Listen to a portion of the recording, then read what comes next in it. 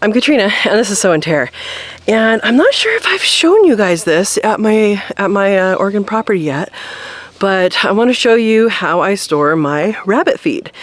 So, rabbit feed, I have 18% protein rabbit feed. I do breed meat rabbits, and I raise them for meat. So having that extra percentage of protein is good and hard to find in my area. So that's what I feed them when they're in the hutch. Then I finish them on pasture, and they eat a lot less feed at that point, and they eat a lot more of what's out in the world. So that's what I do with my rabbits. But let me show you two things. One, in this video, I will show you how to open a feed bag, because a lot of people struggle with that. Sometimes it's marked on the bag what to do, and sometimes it's not. It's always going to be the same though, as far as my experience. So same thing with like flour bags. Like if you buy a bag of, like a big bag of flour, it's the same exact opening. And so I'll be showing that, and then I'll show you how I have my stuff set up. But first, let's get it up there.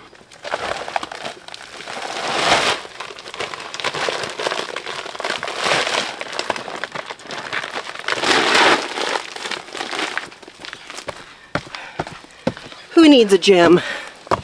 Alright, so we get here. I have these in trash cans. I have two separate trash cans that I work with.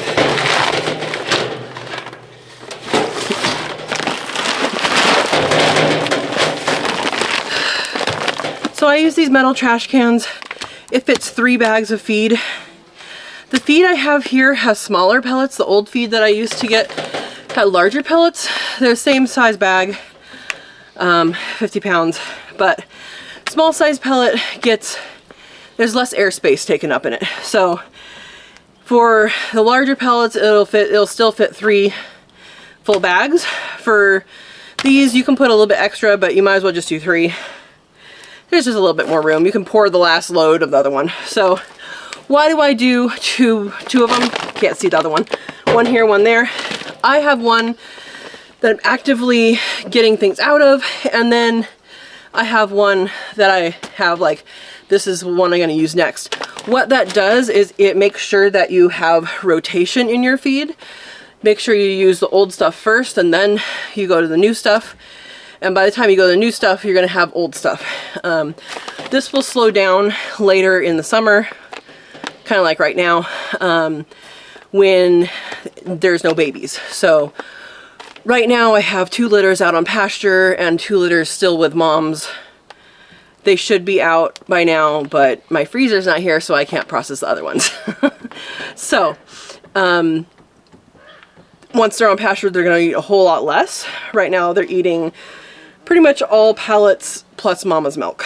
So I do have plans to do some haying. It didn't get done this year. That's okay. So how to open one of these. This is the front of the bag, okay? The front right-hand corner, this actually says, it says open, hold, what does it say? Hold, something tape, full small tape. Oh, pull small tape. Okay, any case, if you just grab the string on the upper right hand when you have the bag facing you, this is my left because it's facing my back, so it's the same spot on the bag, upper right when you have it facing you. And if you just pull that string, that'll pull all the way. Keep this string because it's quite long and quite useful. Do not have your animals eat it, because that could be a problem. Do whatever you want with these. I've seen people make bags out of these. Like, I don't know, my generation probably remembers when people did that with like Starburst wrappers. I never did, but that's a lot of work. But if you can find someone to take these, make crafts out of them, that's great. If not, unfortunately, it's trash. And then I just put it in.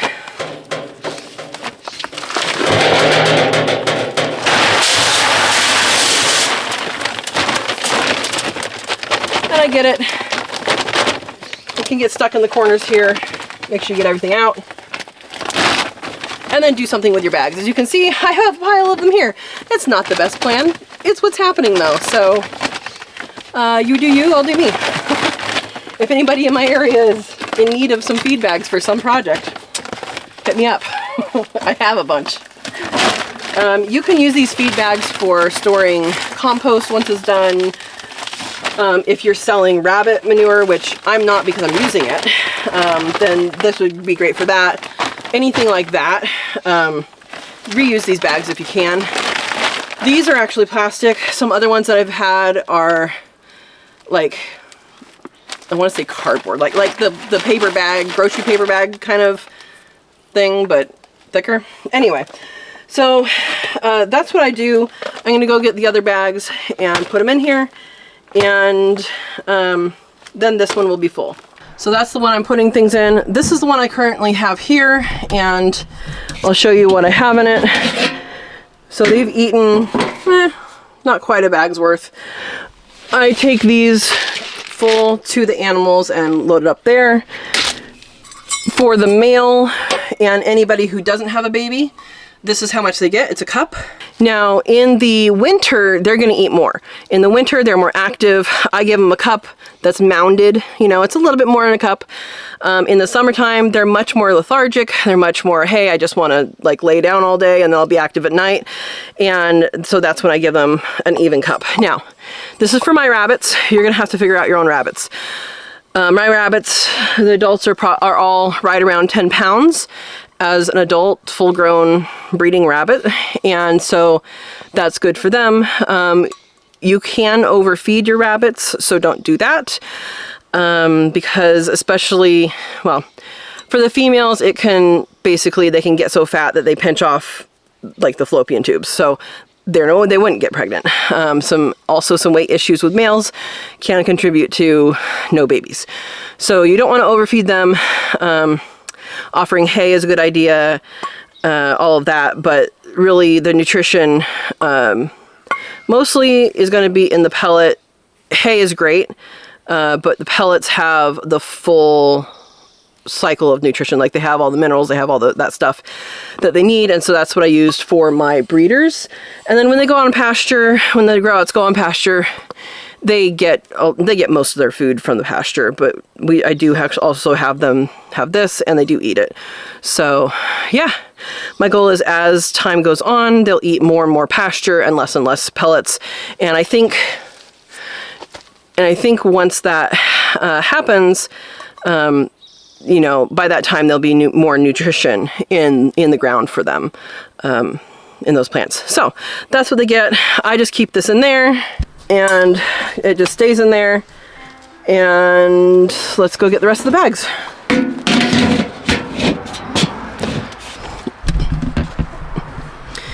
Another reason to have the metal lids is it prevents animals from getting into them. Yeah, a black bear could get in and destroy it. That's true.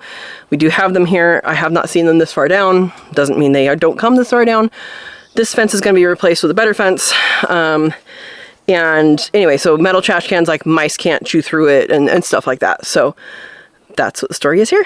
Now, lifting bags can be challenging for some people. These are 50-pound bags.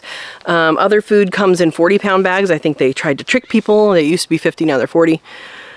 They're 50-pound bags. So if you have trouble lifting them, you may have to unload it from the car, bucket by bucket, into your container, and that is okay. I also have a video here that you can click on, and if you have an area that you can roll into and you're going to store your food, not up some stairs like me, but in a flatter area, I have a really good technique you can use, and so that link will help you there and help you have a better body. Now, when you are lifting, it's very important that you lift with your legs, you tighten your core, all of these things. I know I've said this on a lot of videos, and I don't know if people actually pick up on that, but knowing how to lift in a farming setting, in a homesteading setting, in a just general life setting is important. You're going to hurt yourself a whole lot less often if you actually know how to lift. You engage that core. That means tighten up those tummy muscles. Yeah, mine are well insulated, but they're there, guys. Straightening your back, tucking your pelvis when you're lifting. So if you're lifting, you should be lifting like this, right?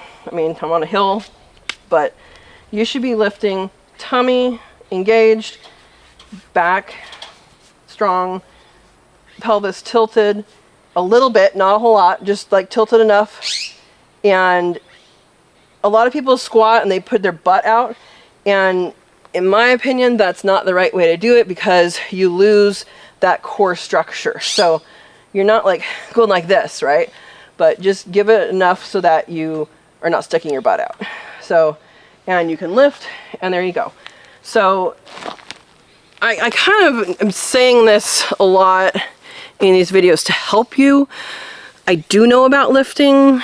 I mean, I didn't like lift professionally or anything, but in high school I did lift weights, and I do know the appropriate techniques for lifting. And so I'm really hoping you guys hear me and understand that there is some mechanics. There are some mechanics going on in your body when you lift.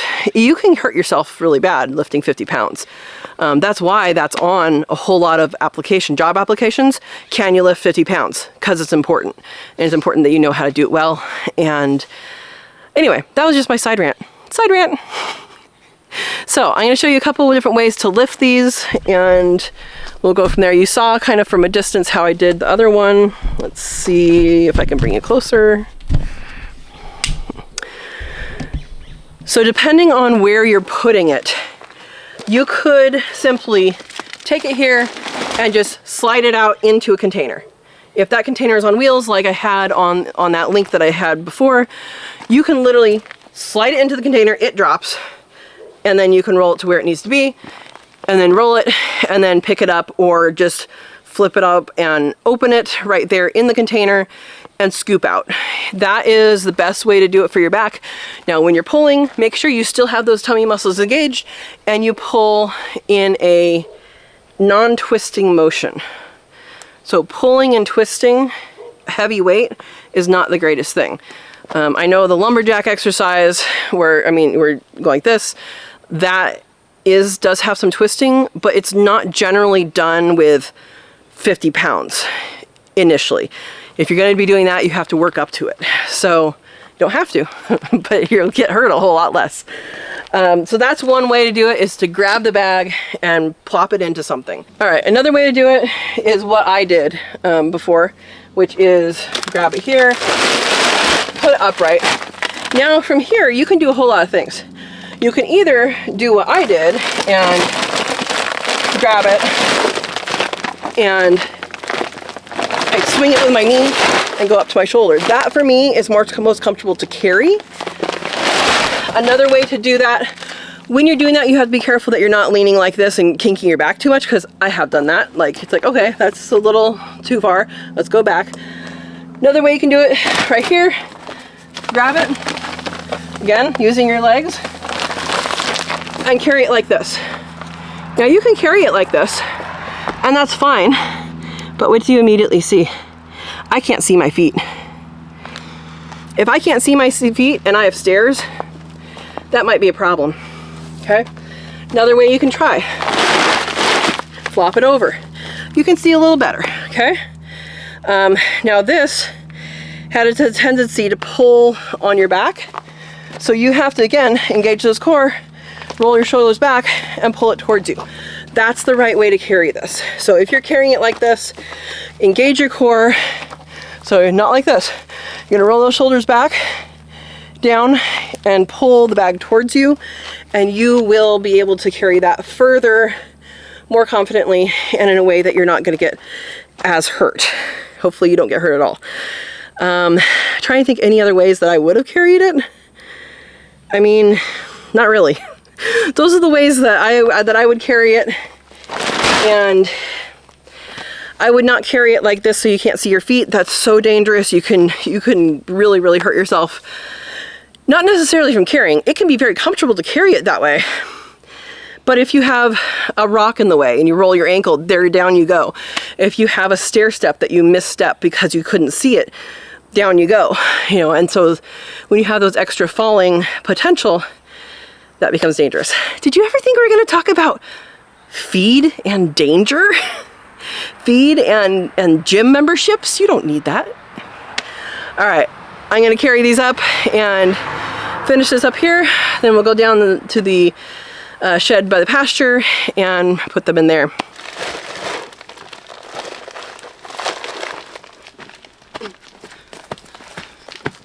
So here's the other way. I can't see my feet, but I can see enough. And making sure those shoulders are back and down. Now, something to think about if you have this up against a wall, before you put 100 pounds, 150 pounds in here, make sure it's far enough away from the wall so the lid can go on smoothly. Right? We want that process to be smooth. Again, right hand side, pull that string. Don't leave it to be eaten by your animals. It will cause problems.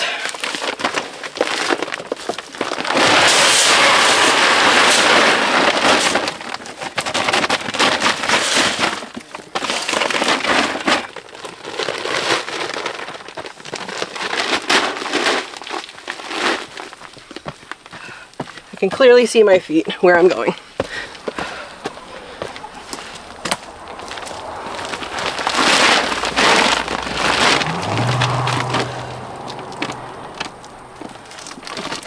All right, this is the third bag.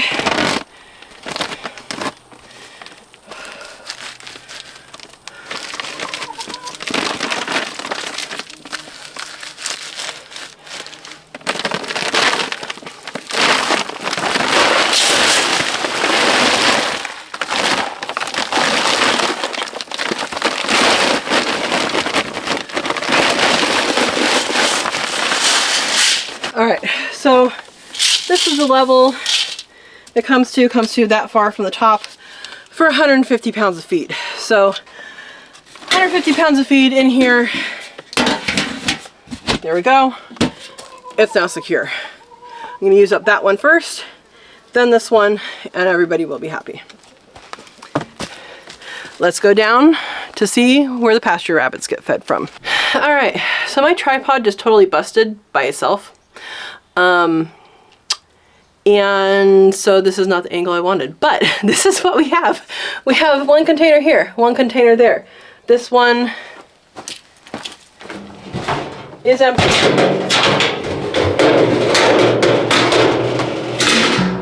What I do when I have little crumbs in one is I just pour it into the top of the other and it gets used first. This is empty now. We're going to fill this up.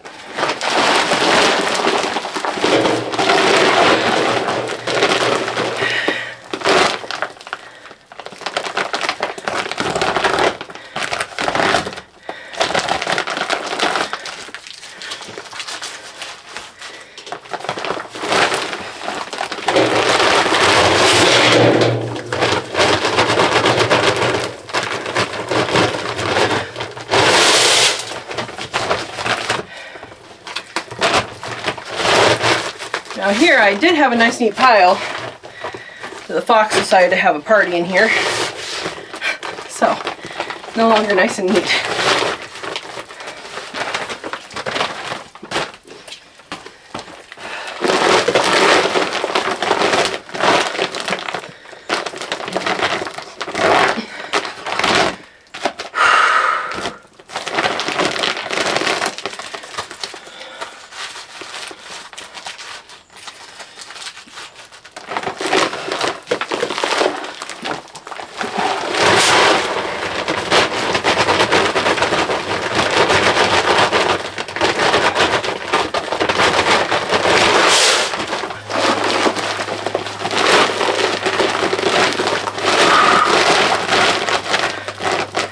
All right, last bag.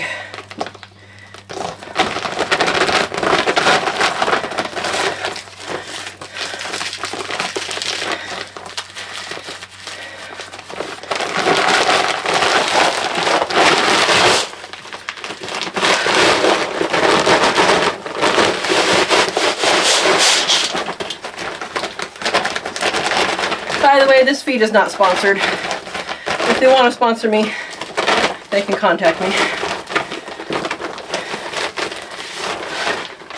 It is the only one that I could find that's 18% protein. The one that I used to feed before I moved here was 16 and now it's 15 point something. So they downgraded that. Alright, so same level, it's to here. Pop that on. We're gonna do this one first, then this one. Remember that you have this ridiculously huge wad of stuff in your pocket. Because if you go to town with that in there, you might get funny looks. So, take it out. Like I said, save the string because you're always going to have use of string. And yeah. So, I hope this was a good video. Sorry, the camera tripod sucked. And I hope it shows you how to keep these.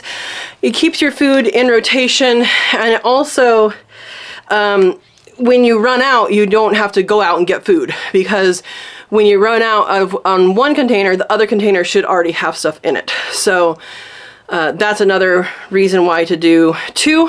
And yeah, so thank you for watching. I hope you enjoyed this video. I hope this gives some clarity for some people, and also some helpful tips for how to lift appropriately. Again, that core in the back is really important. So yeah, if you have questions, let me know, put it in the comments. Did you do things differently? Put it in the comments. Do you lift differently? Nicely, put it in the comments. And yeah, we'll see you at the live chats on Mondays, 6 p.m. Pacific time. And like, subscribe, share it along, and have a wonderful, wonderful evening. Thank you for watching.